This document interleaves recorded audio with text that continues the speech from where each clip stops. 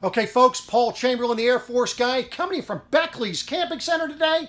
And today we're going to talk to you about 12 cubic foot Dometic refrigerator. Now, this is the RV refrigerator. And let's go ahead and talk to you about the usage. And if you have any additional questions on any RVs, any additional RVs, be sure that if you call, if you email, or if you stop by Beckley's Camping Center, be sure to ask for Paul Chamberlain, the Air Force guy, and I have an exclusive offer just for you, just for my customers. So let's get on and show you what we're talking about here. So as you can see on this particular refrigerator, you don't see any real controls on the outside. All you see is up here in the top right-hand side is just a little box there.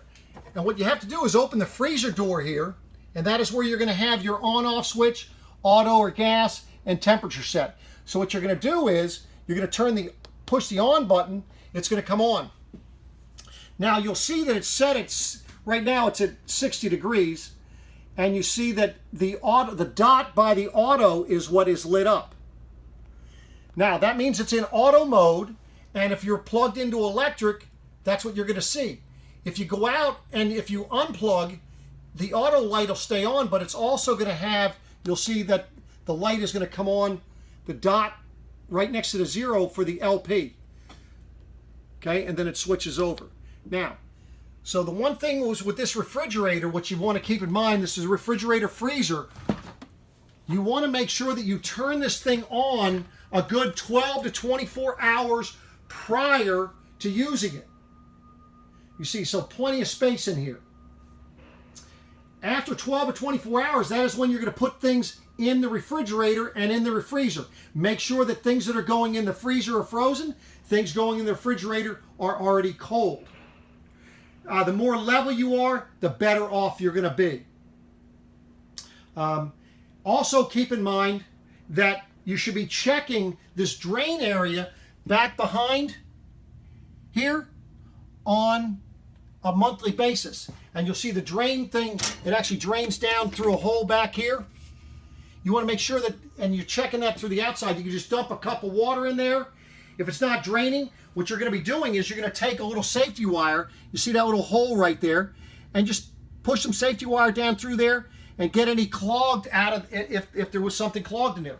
Keep in mind also with this refrigerator, if in fact that you're finding things on this top shelf getting frozen, the reason for that, there's no air circulation in here. So what you want to have in here, they make a fridge fan. It takes 2 AA batteries. You could set it on the second shelf, on the the next shelf if you want. And what it'll do is it'll circulate the air and make it more even, an even temperature throughout. Now you might want to say, well, how do I set the temperature, Paul? Well, up here, if you take a look at your buttons, you'll see your first button is on off. Then it's the auto gas. The last one is your temperature set. Now this one here, 5 is going to be the highest setting. So my recommendation would be to set it for 5 and then adjust it from there. Now, something else that I point out with using the refrigerators. Keep in mind that when you're driving down, so let's back up here. So if you're leaving on a Friday, you're going to go ahead and turn this refrigerator on Wednesday. On Thursday is when you're going to put your stuff in the refrigerator. Friday, when you hook up to your vehicle, before you pull away, what you want to do is come in, light the burners on your stovetop, shut them off, make sure your propane bottles are open, go on out, unplug the cord, put it away. You're going to come back in and you're going to check to make sure that you did not have a misfire. And it will alert you if it is not switched over. If everything's good, great, now you take off. If you have to stop for fuel, folks, this is important. I can't tell you how many folks I tell this to, and they say they continue to do this, or they have done this in the past. If you've got to stop for fuel, keep in mind that is an open flame on the outside. Open flames and fuel vapors do not mix. So be sure that before you pull up to the pumps or get this thing anywhere close to the pumps, somebody comes back here and shuts off the refrigerator. After you pull through, after getting fuel, then you can stop, somebody come back in here and turn it back on.